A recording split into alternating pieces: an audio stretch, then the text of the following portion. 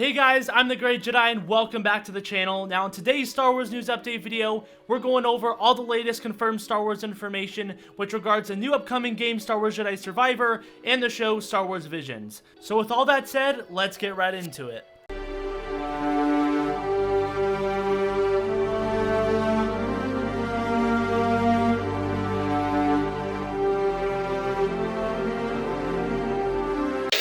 So starting off with Star Wars Jedi Survivor, the game has officially been delayed 6 weeks till April 28th, and this is what EA tweeted out. For the last 3 years, the Jedi team here at Respawn has poured its collective heart and soul into Star Wars Jedi Survivor, and we are proud to say the next chapter in the tale of Cal Kestis is content complete. We are now focused entirely on the final stage. Bug fixes to enhance performance, stability, polish, and most importantly, the player experience. Jedi Survivor is a direct response to the feedback from our community, delivering expansive destinations to explore, evolved combat and traversal, and of course, the continuation of Cal's and BD's story. Making this game has truly made us a better team, and we have pushed ourselves at every level to make this the Star Wars sequel our fans expect from Respawn and Lucasfilm Games. In order for the team to hit the Respawn quality bar, provide the team the time they need, and achieve the level of polish our fans deserve, we have added 6 crucial weeks to our release schedule. Star Wars Jedi Survivor will now launch globally on April 28th. Thanks to EA and Respawn for giving us the time to deliver the best experience for our players, and to all of you for your understanding. May the Force be with you. And I know that delay can sound like pretty disappointing news, but to be honest, I am 100% okay with them doing this, and the communication that they just illustrated there is already more than I would say most games give us nowadays. Yeah, it stinks that we don't get it in March, but I'd much rather have a complete game at launch without all these game-breaking bugs than to play it earlier with a bunch of game-breaking bugs that ruin the experience. Although, my concern is that even though they delayed it, will it still have game-breaking bugs that ruin the experience? Because, sadly, that may be the reality come at launch in April. Unless they delay it again, which, to be honest, wouldn't be a surprise. Now, obviously, I hope that that's not the case, but given past experiences with other games by this company and other Star Wars games, that's how it's been, sadly. They delay it, and it still launches broken. So, given that they actually fix all the game-breaking bugs, I'm cool with the delay. In fact, I'd even be cool with it if it was more than a 6-week delay.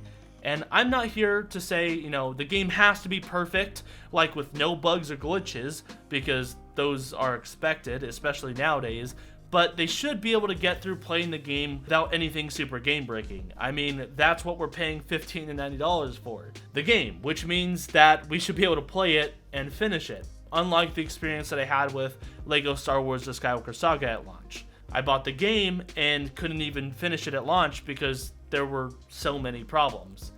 That's one of the big purposes of game testing before it launches. That way they can fix things. But I'm overall very understanding about the situation and more than okay with the delay, but I'm definitely not getting my hopes up.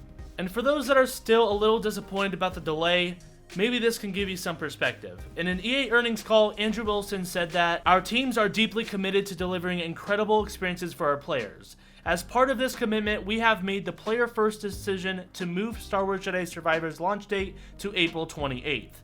The game is a creative and innovative leap forward, going further into the experience of a Jedi, delivering more content, more exploration, and more fun. Anticipation for the game is incredibly high, and the Respawn team, known around the world for delivering top quality entertainment, is focusing on the final polished stage to enhance performance, stability, and most importantly, the player experience.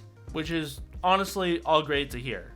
And while we're talking about the player experience, in an interview with the game director, he confirmed fast travel, saying that we will feature both fast travel and rideable creatures to help players quickly get from point A to B and back to A. The fast travel is point to point, and the rideable creatures offer a way to quickly negotiate between points and explore what is in between, which is really cool to hear, not only because I think that's a great design decision, but the fact that their actions are actually showing that they're listening to the community, because That was one of the biggest problems people had with the first game, Fallen Order, was that we had to travel back to the ship every time after doing a mission instead of some sort of fast travel. And they're improving it for the sequel, which really gives me hope that this can be an amazing sequel to Fallen Order that really does innovate in a creative way while listening to the community, like Andrew Wilson said in the earnings call. And another cool thing about the player experience is that droidekas are coming to the game. Yes, you heard me right. I know that will put a big smile on a lot of your guys' faces. I know it did mine. This was confirmed in another interview with the design director, and he went on to confirm all these enemies in the game. Now, most of these we already knew about through the trailers and the gameplay, but the droideka is definitely a new one that I wanted to mention because I'm sure a lot of you guys would be happy about that. Now, as we get closer to the release of the game, IGN posted about 9 minutes of exclusive Survivor gameplay, which we'll talk about here in just a minute, and also put out this tweet stating that Star Wars Jedi Survivor will be at the IGN Fan Fest on February 17th and 18th at 10 a.m. Pacific time. So we can expect something from Star Wars Jedi Survivor, which is another great thing to hear. And yes, I will be streaming that, so for those that are wanting to stay up to date on all that Star Wars Jedi Survivor news, be sure to subscribe and hit that notification bell down below. It's completely free, and I'll be covering any information that comes out of that. Now, without giving a full breakdown of the gameplay, my overall thoughts were that it looked really good. You can definitely see lots of improvements, and like I said before, it seems to be a good sequel where you can see the core gameplay there as it should be, but still a huge overall improvement with new mechanics. Now, there are some animations that look a bit off or unnatural or clunky, but then there were also really good animations at times where I felt like it was an improvement over the first game, because let's just be real here. I personally wasn't too crazy about the animations in the first game, Fallen Order, when it came to the running most of the time. Like, it felt responsive, but still unnatural. And we gotta keep in mind that this is still a pre-release build that you guys were seeing in the gameplay, and that they're still polishing up the game. Now, even if they don't fix the movement and animations, I would say based off of what I've seen, that's okay. I mean, it's like I said, it's not like Fallen Order's running was great, but it was still a good game, and I think the same thing could be said here from what we know. In fact, even though there were times that looked off, I would say that the majority of the running is an improvement over the first game.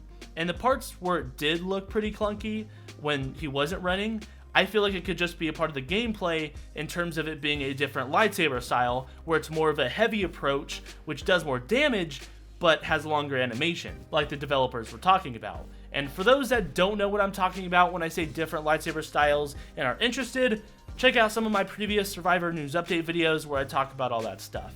And for those that have no idea what I'm talking about because you haven't seen the gameplay yet and want to go check it out, the link is in the description. Also, one last thing real quick regarding Star Wars Jedi before we get into the Star Wars Visions news. If you guys are interested in the Star Wars Jedi story to the extent that you would buy a Disney book, on March 7th they are releasing Star Wars Jedi Battle Scars, which is a book that takes place after Star Wars Jedi Fallen Order and before Star Wars Jedi Survivor. I guess it's just to add some stories since some people are crazy for the Jedi Cal and the marketing towards Survivor and everything. Now, personally, I'm not going to get it for a couple different reasons, but for those that are interested in that type of stuff and enjoy that, I thought I'd let you know just in case you weren't already aware. Now, moving on to the Star Wars Visions news, we got some information regarding Season 2, such as how many episodes there will be, the release date, and what companies will be working on it. So, starting off with the release date, we can expect to see Star Wars Visions Season 2 on Star Wars Day, May the 4th, with a total of 9 episodes, just like Season 1, with all of these companies working on it in one way or another. Now, for those that are interested in the details of the 9 episodes, like the title, what studio is working on each one, as well as the writer, here are some screenshots going from episodes 1 through 9, just in case you're interested. I'll leave them up there for a second, but if you want to check them out more in depth, feel free to pause it or check out the link in the description down below under the sources, because I'm not going to read all that. But for real, if any of you guys are wanting to look for any specific information in the video, or want to just check out anything for yourself, as always, all of my sources are in the description. Anyways, that's going to do it for this video. If you did enjoy it and want to stay up to date on all future Star Wars news and content, please consider subscribing and liking the video down below. Only if you enjoyed, of course. It's completely free, and if you didn't end up liking it, that's cool too. Feel free to give the video a dislike and leave any constructive criticism in the comments for me on how to make this content better. I hope you all have a great rest of your day, and may the Force be with you always. No.